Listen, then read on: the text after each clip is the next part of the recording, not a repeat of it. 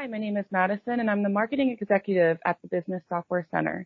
In today's podcast, I wanted to discuss the changes to Microsoft CSP's program and pricing, which will be a new e-commerce experience for Microsoft 365, Dynamics 365, Power Platform, and Windows 365.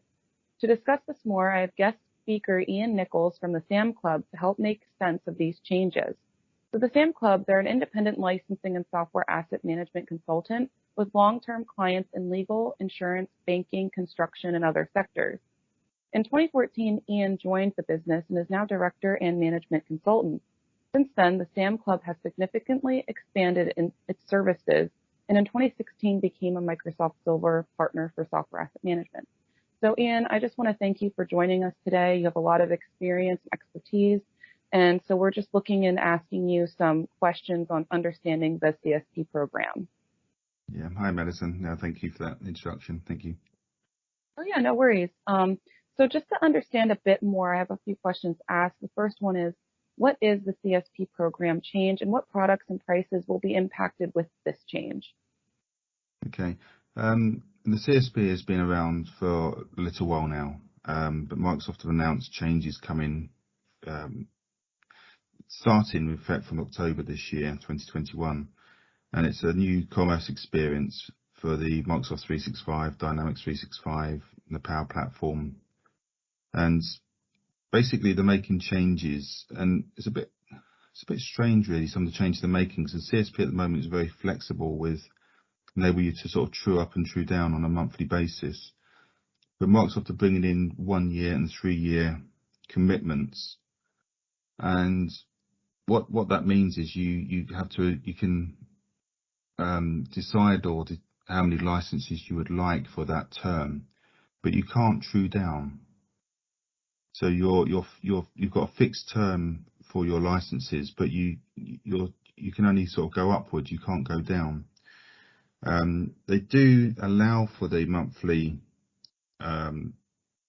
flexibility, but that comes at additional price premiums. So with the price increases coming in March, in effect, that has 2 price increases, one for the licenses in general, but if you want to do this flexibility, you've got another price increase on top.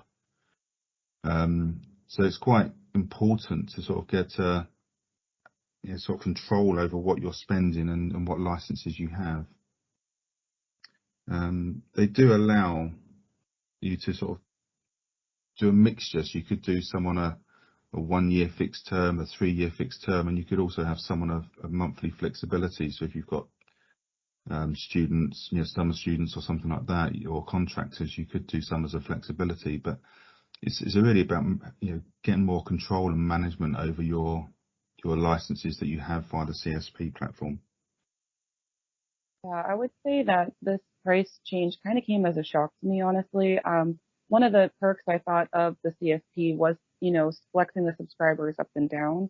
I really thought that this would be, a better way of helping our clients manage their Microsoft 365 licenses.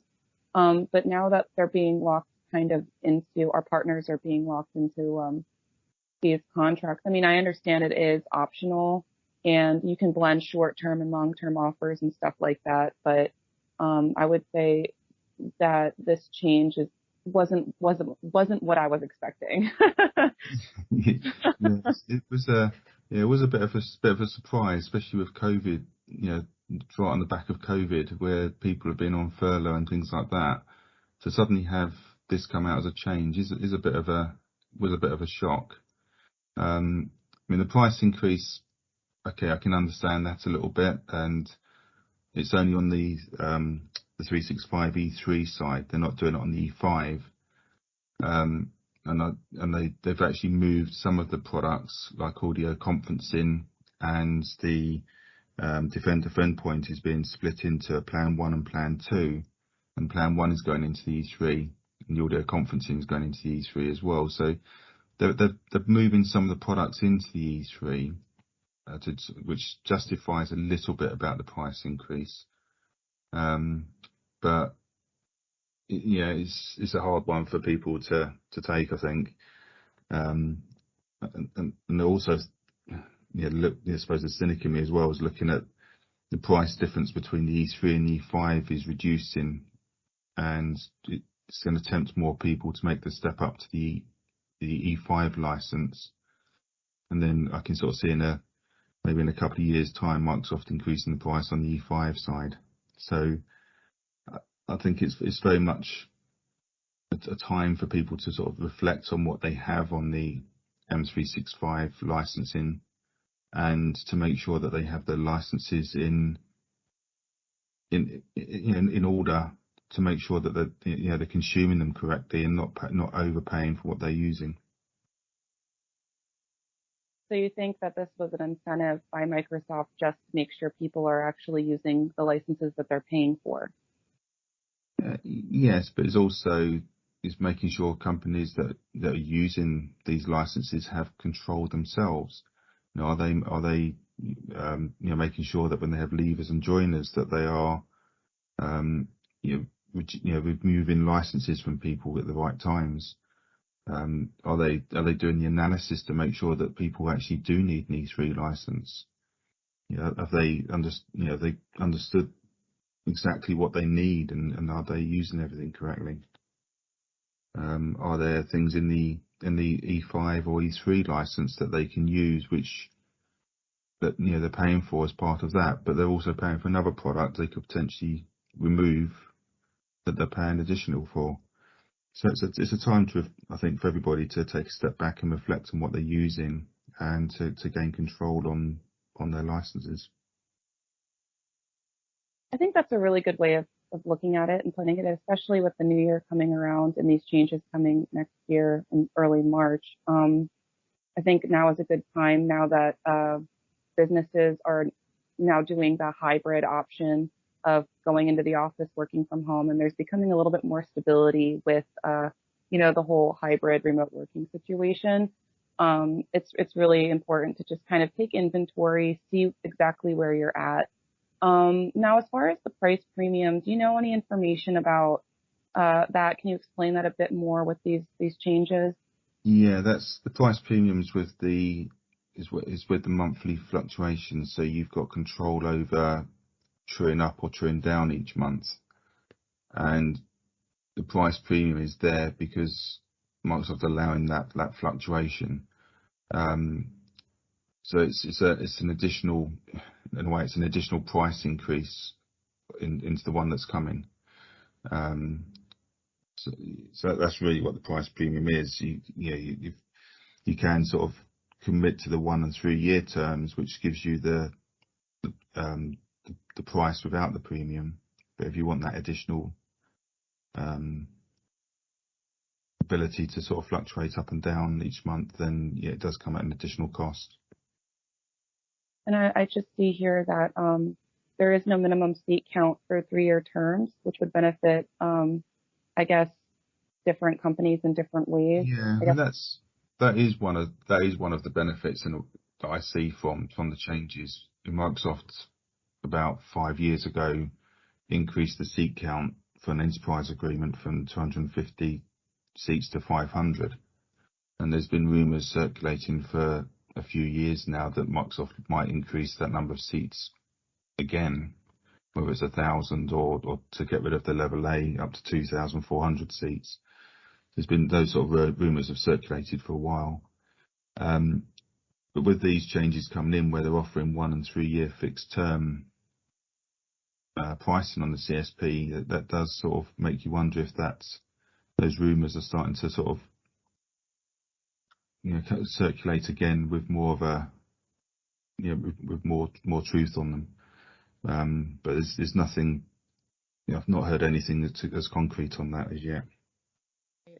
And I mean, it's interesting that we're talking about this and the what ifs of the future, because with Microsoft, it seems like they do implement changes nearly every year.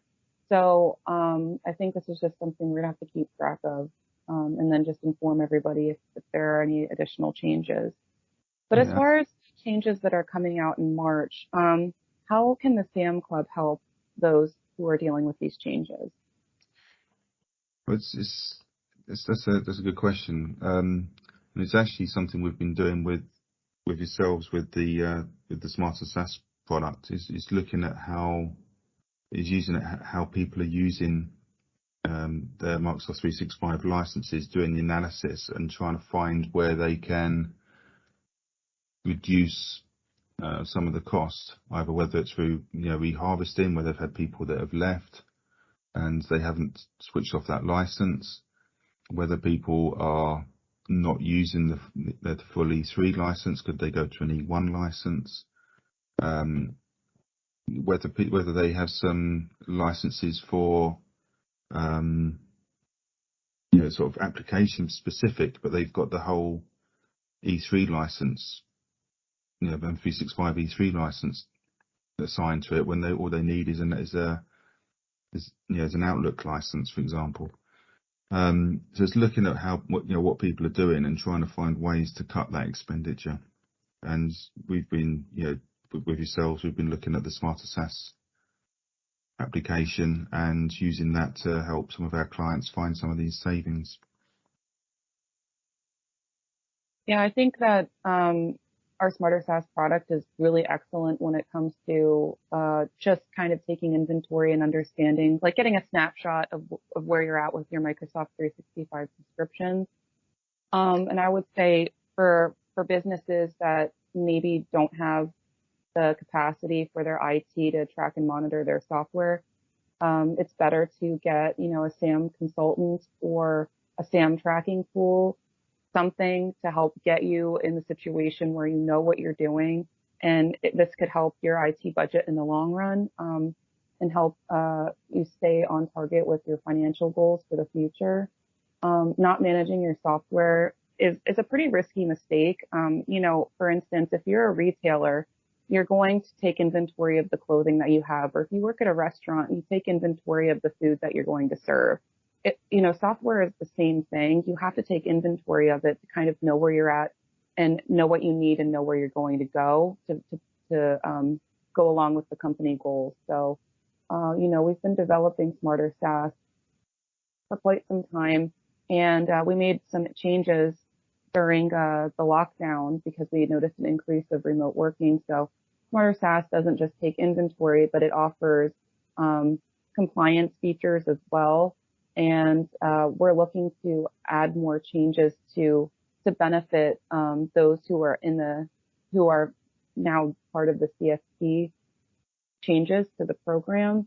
But then again, with the consultancy aspect, I guess what you can help with is kind of sitting down with the clients, understanding their company goals, and then looking at the data and giving them the proper support they need to make the best decisions for their business.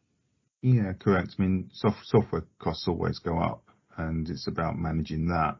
But it's also where Smarter SaaS also can come in, is it's looking at how people are using the applications as well, and are they using them to the best of their ability? Are they getting the most out of the applications? So is there an opportunity to help people increase productivity, for example, by changing how they work? So there's a number of things that can be looked at just by doing the analysis on the usage. I agree with that. Usage and trying to understand the usage behavior of the team members of a company, I think, is pretty important. With some of our past clients, we've definitely noticed with Teams specifically, Microsoft Teams, the usage levels were kind of weird.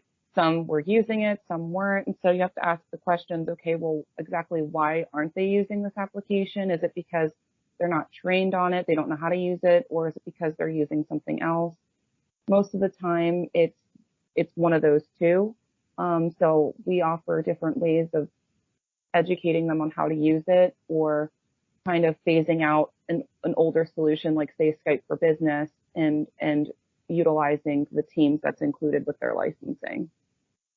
Yeah, exactly. And there's a number of video conferencing type products out there at the moment, and if you've got Teams within your M365 license, have you transitioned everyone to that, or are people still using other products? So it's looking at potential savings outside of Microsoft as well that can be made, and trying to get a handle on all licensing. It's also it's also for companies to be aware that with the CSP as well, there are some different licensing rules, especially around things like Windows 10, for example. With Windows 10 via the CSP, you can't use. There's no re-imaging rights, and there's no long-term service channel for Windows 10. And not everyone is aware of that or is made aware of that via their resellers. So again, it's making sure people are aware of it from a compliance aspect, because if Microsoft comes through and do one of their compliance or audit checks, as people call it, you want to make sure that you are compliant. And there's also another feature within Smarter SaaS that actually looks at the compliance aspect from how many installations people have of the Windows 10 aspect of the product as well. And it's quite interesting that it's easy to sort of set up a laptop or a device for someone, but you suddenly sort of come into a situation where you've got more than your 5 Windows devices assigned to you, which puts you into a non-compliant position. So again, Smarter SaaS can help with that by looking at how many devices people have got assigned. And I would say that it's a little bit more complicated because, say for instance, you had an employee and they switched laptops or something, they're still signed into that old laptop and they forget about it. So it's a really good feature because we can see exactly where it's installed on what device, and then kind of notify what business we're working with, hey, you're over installed. And audits can be scary, but they don't have to be, because you can definitely be in control of this. So it's definitely on top of it, so you don't have to pay for any sort of late fees or fines or anything like that. No, 100%. If you've got control over what you're using and you've got the licenses for it, an audit is just a tick box, tick box sort of. Can't think of the right wording, but you know what I mean. It's just you can just fly through them quite easily without any problems. Yeah, without any worries, any problems. So yeah. I would say, if your IT department is definitely at capacity, looking at something automatic, automating your SaaS tracking is my advice 100%. Yes, definitely. Yeah, definitely worthwhile looking at what you're using and how it's being used for definite. All right, Ian, I just wanted to thank you again for joining us. We're going to go ahead and end the podcast here. Thanks again for taking the time to give us your expertise on the new CSP changes, and we'll look forward to talking to you again soon. Yeah, no, my pleasure. No, nice talking to you. I hope that's been useful for everyone. I hope so too. Thank you. All right, thank you.